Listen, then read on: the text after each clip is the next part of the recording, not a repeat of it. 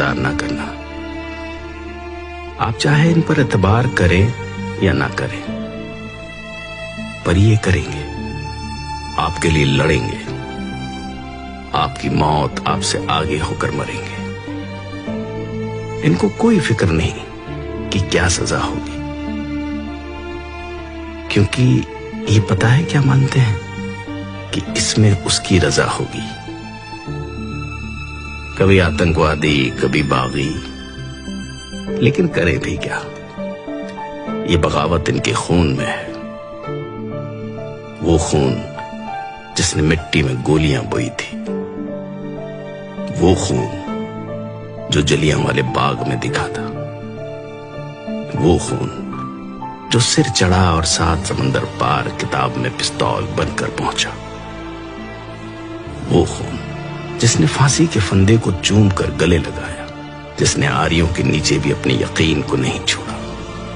यकीन जो हंसते हुए तपती तवी पर बैठ गया, चांदनी चौक में शीश देकर, चमकौर में तीरों की बारिश में भीगते हुए आकर खड़ा हुआ सरहंद की उस नींव पर, जिस पे उभरा इंसानियत का महल।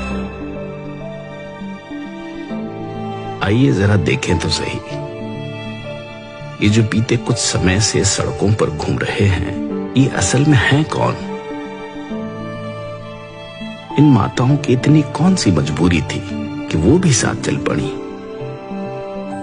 ये मजबूरी इनके जागते जमीर की है, इनकी पवित्र कोख की है, जिनमें से दुनिया के तमाम योद्धाओं ने जन्म लिया। भला ये घर पर कैसे रह सकती थी? इन्हीं में से जन्मे थे आनंदपुर की धरती से सिर मांगने वाले और सिर देने वाले।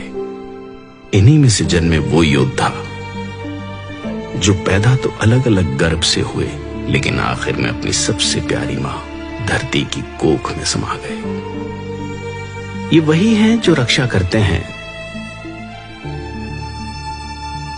चाहे अधिकारों की हो या सरहदों की। दोनों तरफ एक ही पिता के बेटे हैं, दोनों अपने अपने फर्ज निभा रहे हैं। अगर कुछ बीच में है तो बुरी सोच की सरकारों के बैरिकेड्स। इनका इतिहास पढ़ने पर पता चलता है कि पहली बार बागी नहीं हुए। जब जब हक और सच के लिए आवाज उठाने की जरूरत पड़ी, ये सब अपनी अपनी जगह आगे आकर लड़े हैं। ये लोग जिनकी भाषा, पहरावा, त्योहार और संस्कृति तो अलग हो सकती है, लेकिन अंदर की आग एक ही है, एक अच्छे देश के निर्माण का सपना, जिनका सबसे पहला धर्म हो इंसानियत।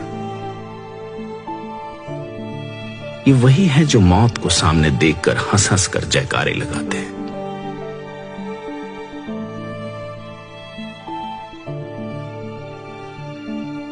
गोरे तो इस देश से चले गए, लेकिन अपनी सोच इन कुर्सियों के आसपास ही कहीं छोड़ गए। जिन पर बैठने वाले चेहरे तो बदलते हैं, लेकिन लोगों को बांटकर राज करने की बुरी नीयत नहीं बदलती। लेकिन ये कैसे लोग हैं जो हर बार इस बंटवारे को गिरेबान से पकड़ लेते हैं? पानी के मसले पर बांटे हुए आज जमीन के मसले पर कंधे से कंधा मिलाकर लड़ रहे हैं। इनके माथे की लकीरों में तवारीख लिखी गई है। इन्हें सिर्फ झुर्रियां समझने की गलती ना कर लेना। इन आंखों ने अपने हाथों से तैयार कर बेटों को मौत की बारात भेजा है।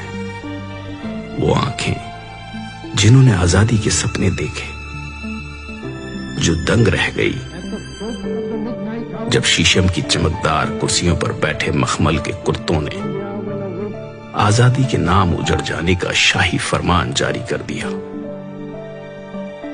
सिर्फ हाथ बदले हैं, हथियार आज भी वही है चोटें आज भी वही हैं। लेकिन इन भले मानसों ने उजड़कर भी पता है क्या कहा? नानक नाम चढ़दी कला, तेरे भाने सरबत का भला। आप रूप अमीक अन पुस्तक बरकातोत गर्भगन सरपंगन आप रूपतोत भागेना भागनात्मक। ईश्वर की रजा को सबसे ज्यादा मानने वाले किसान, सब कुछ यही तो पाल रहे हैं। इन फसलों को, तुम्हारी नस्लों को, गरीबी से मर रहे आम इंसान को, भ्रष्टाचार से बड़े हुए पेट को, ईमान को, बेईमान को, इंसान को, शैतान को, बेजुबान को, हिंदू, सिख, ईसाई, मुसलमान को, सबको यही तो पाल रहे हैं। इसीलिए तो इन्हें अन्नदाता कहा जाता है।